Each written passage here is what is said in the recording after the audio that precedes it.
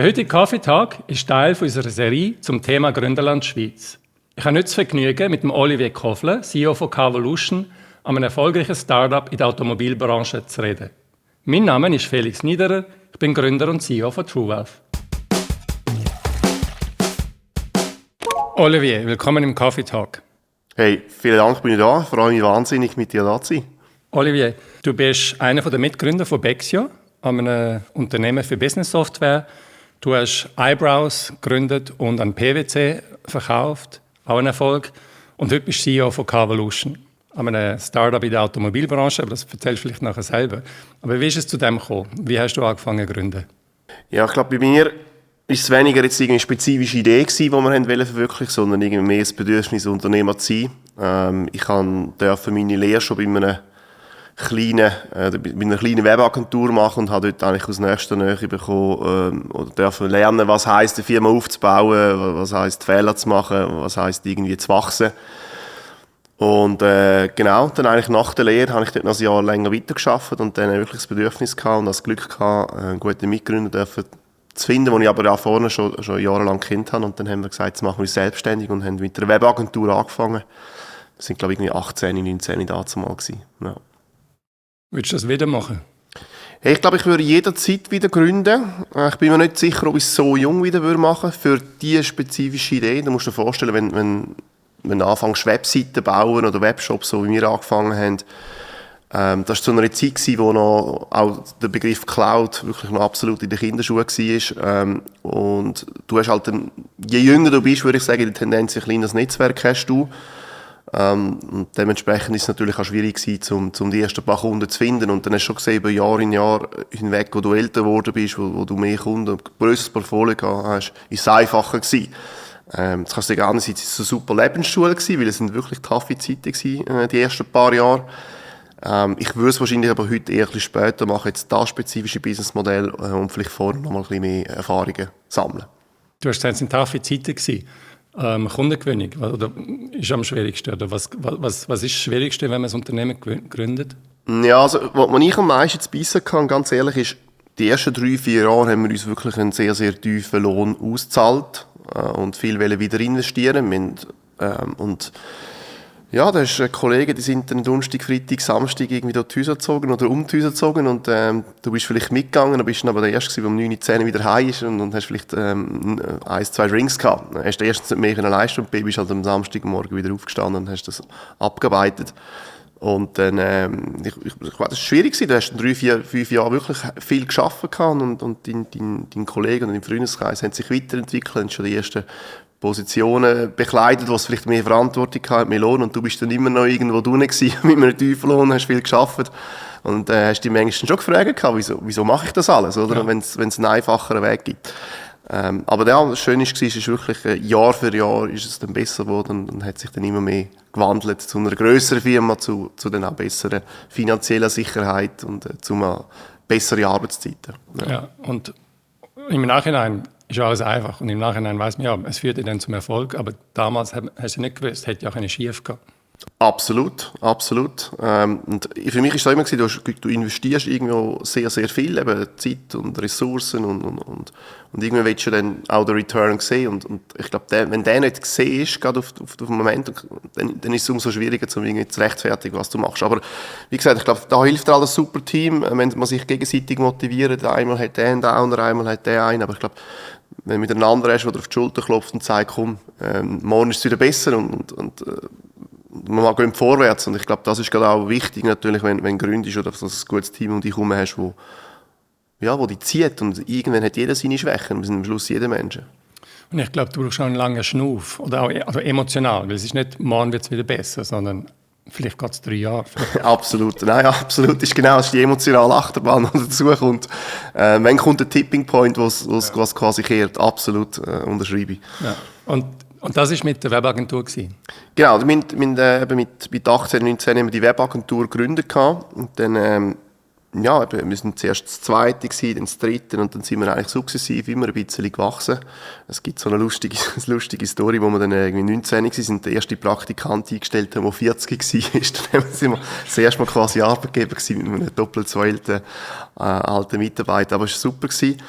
Und nachher haben wir ja dann eigentlich so ein bisschen die Überschüsse, die wir aus dem Projektbusiness bekommen haben, also wir für Kunden etwas gemacht haben, haben wir quasi das eben nicht ausgezahlt, sondern haben eine neue Idee und Projekt investiert, unter anderem eben Bexio, dazu mal noch EasySys, wie es geheissen hat, wo wir das investiert haben. Und dann zu einem gewissen Zeitpunkt, da haben wir aber auch lange diskutiert, ist es dann aber die richtige Entscheidung gewesen, eben das dann noch rauszunehmen, weil es ein anderes Business, ein SaaS-Business-Modell, ein anderes Agentur-Business-Modell, und dass das dann rausgenommen ist und dann ist dann der Jeremias und der Stefan haben das wirklich super aufgebaut, dann mit ein paar anderen. Das sind eigentlich ein kleiner Company-Builder in der Webagentur. Ja, wenn du so willst, ja.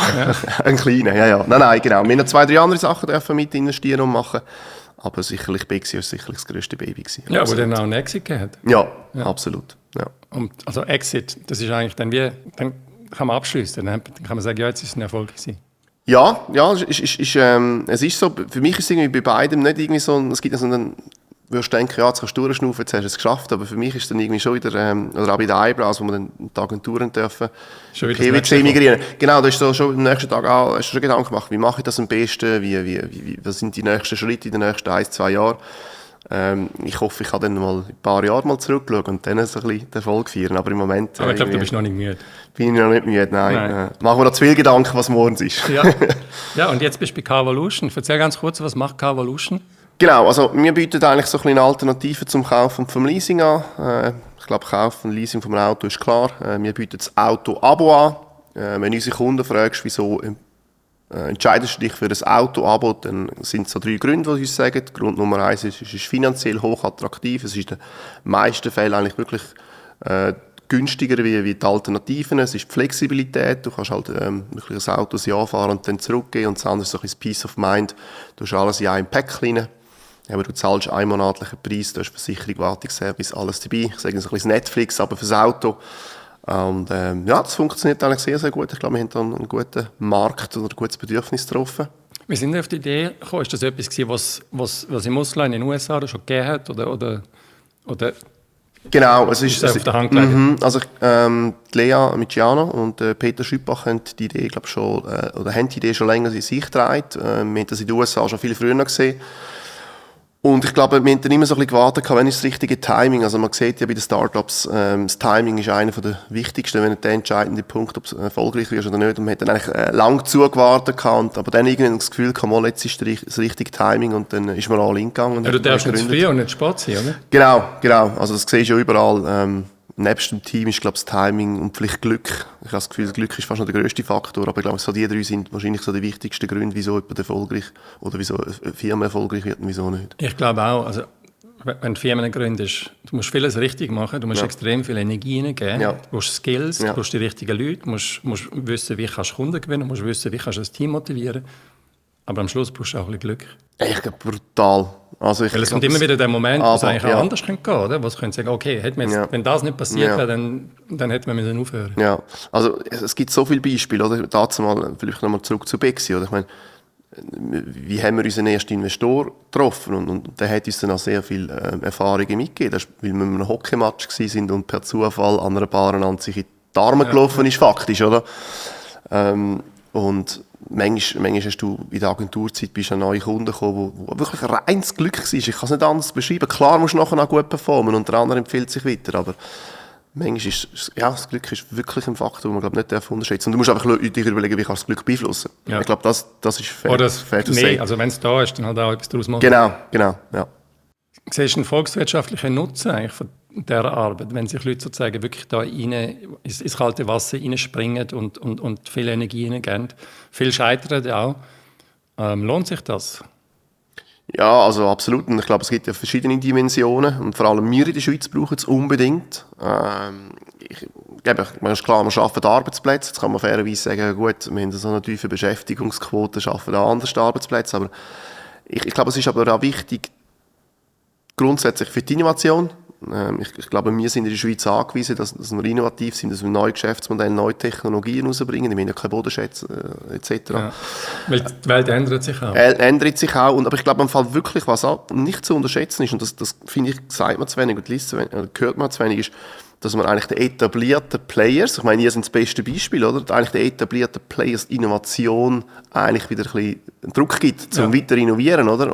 Oder vielleicht mal irgendwie mit einer Startup einen Jam zu arbeiten, zu übernehmen. Und ich glaube, wenn der Druck nicht hättest, aus der eigenen Reihe oder aus dem eigenen Land, dann wären wir einfach faul. Ja. Und haben gar kein Incentive mehr, zu gross innovieren. Und ich glaube, das ist ein Faktor, den ich auch mega wichtig finde für die Schweiz, dass man einfach die paar Grossen, und wir haben da sehr viel, sind sehr abhängig von den paar wenigen Grossen, dass die auch merken, hey, da kommt etwas nach, wir dürfen ja nicht stehen bleiben. Also den Aspekt finde ich noch wichtig. Ja. Dass man wirtschaftlich als Land auch fit bleibt, oder? Fit bleiben, ja, genau. Dass man auch die Änderungen mitgestaltet und nicht einfach nachher nur reagiert, wenn die Amerikaner irgendwie schon den Markt ja, oder auch andere.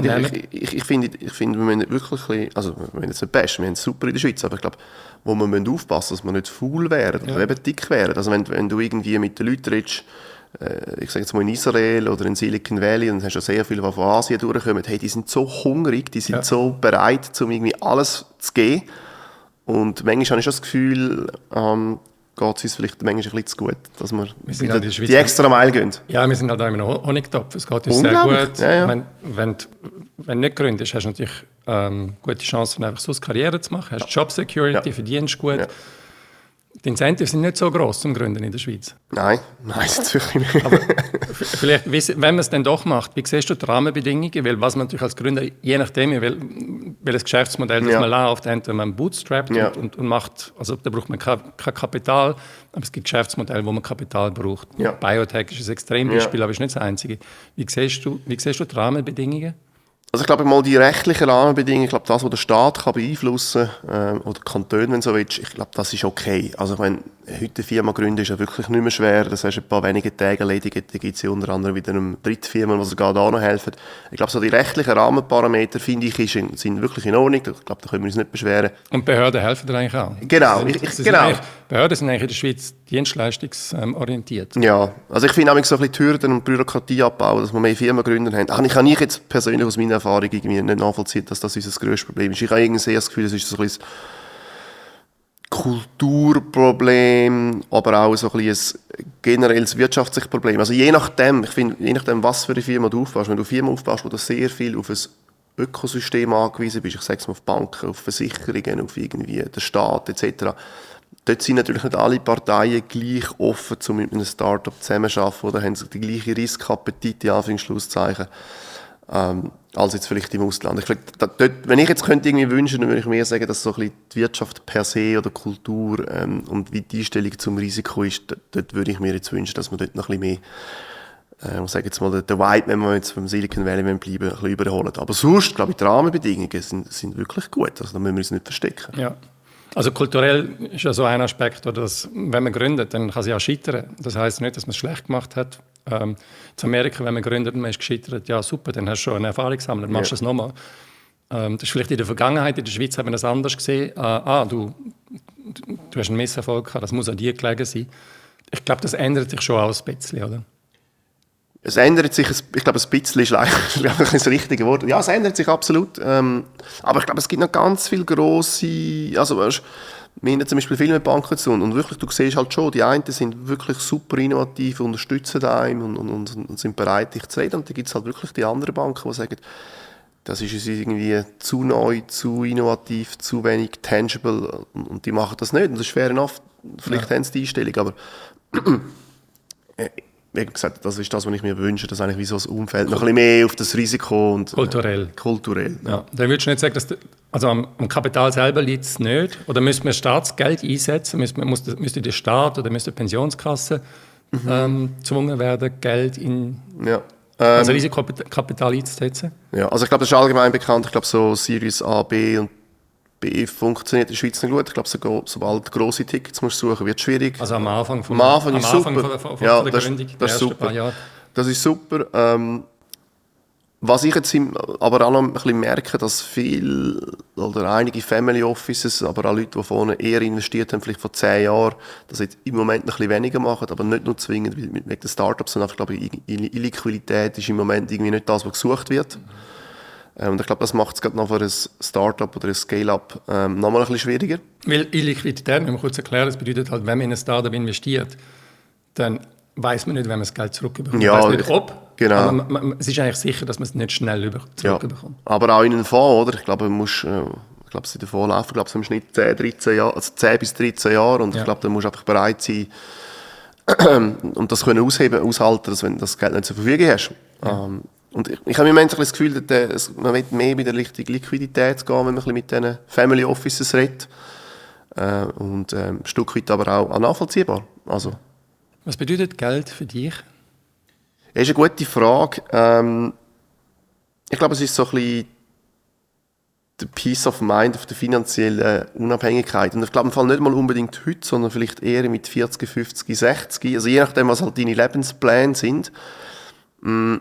Ich habe das Gefühl, ich brauche nicht so viel mehr Geld, wie als ich vielleicht 20 war. Klar, du hast eine Familie und musst ab und zu mal ein neues Velo kaufen und so. Aber ich habe jetzt nicht das Gefühl, dass jetzt mein Lebensstil sich durch das geändert hat. Ich finde sowieso lieber ein bisschen weniger haben und weniger Verantwortung und weniger daheim haben. Irgendwie finde ich jetzt bringt mir weniger Stress, als irgendwie viele Sachen zu haben. Ich glaube, es ist wirklich so ein bisschen das Peace of Mind für mich jetzt vor allem später. Im Moment, ich glaube, ich kann mir all das leisten. Ich brauche gar nicht so viel. Ich bin happy, wenn ich mit dem Elektrovelo ein bisschen durch Rapiona durchfahren ab und zu einen Hockeymatch schauen gehen. Ja. Und ein bisschen in die Ferien fliegen, aber auch nicht wahnsinnig. Und viel mehr brauche ich ehrlich gesagt gar nicht, zum happy sein. Wie investierst du dein Geld? Sehr aktiv. Ist ein Thema, das mich persönlich sehr, sehr interessiert auch. Also, am Abend hocke ich gut und gerne mal jeden Tag eine Stunde an und tue mich mit dem beschäftigen. Ich habe so ein bisschen für mich 4 Buckets bauen. Das eine ist so ein bisschen Immobilienbucket, wo ich sage, das ist eher der passive Topf. Das sind dort, wo ich vor allem selber drin wohne und eine Ferienwohnung, schöne. Und dann geht es so ein bisschen weiter und immer mehr. Also dann ein Topf ist so ein bisschen klassische, und das ist der grösste, Aktien, Börsen, ETF, ich sage der Bucket. Ein Bucket sind so ein bisschen Infrastruktur, also so eher wiederkehrende Zahlungen. Und der letzte ist klassisch Venture. Und so habe ich mir das für mich so ein bisschen aufgeteilt. Aber ja, es ist ein Thema, das mich super interessiert. Ja, klar. Also das ist auch etwas Schönes. Das hört man oft von Gründern, wenn sie erfolgreich sind und ihre ersten Exits hatten, dass sie nachher selber auch in Startups investieren. Ja, und ich versuche auch das wirklich so viel, oder ich versuche das permanent weiterzugehen. Ich finde, in der Schweiz ist das Investieren, in Deutschland hat man jetzt auch die riesige Diskussion, aber eigentlich ist das noch viel zu wenig verbreitet in der Schweiz, dass es eigentlich sehr, sehr sinnvoll ist, das Geld anzulegen. Also ich kenne diverse Leute, die haben einfach irgendwie 10'000, 20'000 Franken auf dem Bankkonto gehortet seit 10 Jahren. Und wenn das faktisch weniger wäre, dann hätte das gescheiter angelegt in einen breit gestreuten ETF oder so, dann wäre das natürlich viel besser rausgekommen. Aber ich glaube, das ist schon noch nicht ausprägt in der Schweiz. Grundsätzlich. Ich weiss gar nicht, wie hoch das Quote ist, wie von Leuten, die wirklich sich mit dem beschäftigen. Ich weiß nicht, ob es mehr als 15% sind. Wahrscheinlich nicht. In der Schweiz ist es, glaube ich, ein bisschen höher als in Deutschland. Ja. Aber es ist auch wieder ein kulturelles Phänomen. Oder? Also, als ich jung war, dann ist eigentlich der Begriff in Aktien investieren ist verpönt gewesen. Dann hat man also wer nicht selber irgendwo wirklich ein Trader bei einer Bank war, oder? Für den ist das ein Buch mit 7 Siegeln und wirklich verpönt. Oder? Ja, das ist Spekulation, ist schlecht, ist böse. Das ist heute, glaube ich, anders. Und ich glaube, der Nutzen vom Investieren im Gegensatz zum Geld einfach nur auf dem Bankkonto lassen, wo du eigentlich mit dem Zins die Inflation nicht kannst schlagen. Ich glaube, das wird jetzt schon immer mehr Leute bewusst. Ja, und die Frage ist sogar, ob da, jetzt kommen wir ein bisschen philosophisch oder fast ein bisschen breit, ob der Staat sogar da noch irgendwie mehr dafür machen, um da mehr Aufklärung zu leisten oder sogar da noch aktiv das irgendwie mitsteuern. Gut, der Staat hat ja schon viel gemacht. Er incentiviert eigentlich das Sparen oder das investiert, zum Beispiel mit Solidariat. Also hat er gesagt, hey, du kannst jedes Jahr so und so viel eigentlich in die Vorsorge investieren und dann kommst du Vorteil über, du kannst von den Steuern abziehen im aktuellen Jahr. Und früher sind das einfach 3 Jahre Bankkontolösungen gewesen, aber heutzutage gibt es ja ganz viele Angebote. Wir haben auch eins, wo du in Wertschriften kannst investieren im 3 Jahr. Und der Staat unterstützt natürlich. Ich glaube, dort macht er schon etwas. Ja, nein, absolut. Also absolut. Letzte Frage. Welchen Tipp würdest du dir selber geben, wenn du jetzt wieder 20 wärst? Boah, das ist eine grosse Frage. Ja, ich habe es vorhin schon gesagt. Ich glaube, ich hätte jetzt, wenn ich jetzt eine Agentur nochmal gründen, vielleicht noch 1-2 Jahre später gemacht. Ansonsten vielleicht Gelassenheit. Gelassenheit. Und vielleicht die Sachen ein bisschen, I don't know, vielleicht sind sie gar nicht so gross, wie du denkst. Ich will jetzt aber nicht sagen, dass ich heute viel besser bin. Ich habe immer noch das Gefühl, ich nehme immer noch viele Sachen auch mit in den Schlaf und so. Und vielleicht wäre es einmal besser, wenn man das ein bisschen gelassener nimmt. Aber so ist man halt. Olivier, vielen Dank. Liebes Publikum, vielen Dank auch fürs Reinschauen, fürs Reinhören. Und mit dem bis zum nächsten Mal.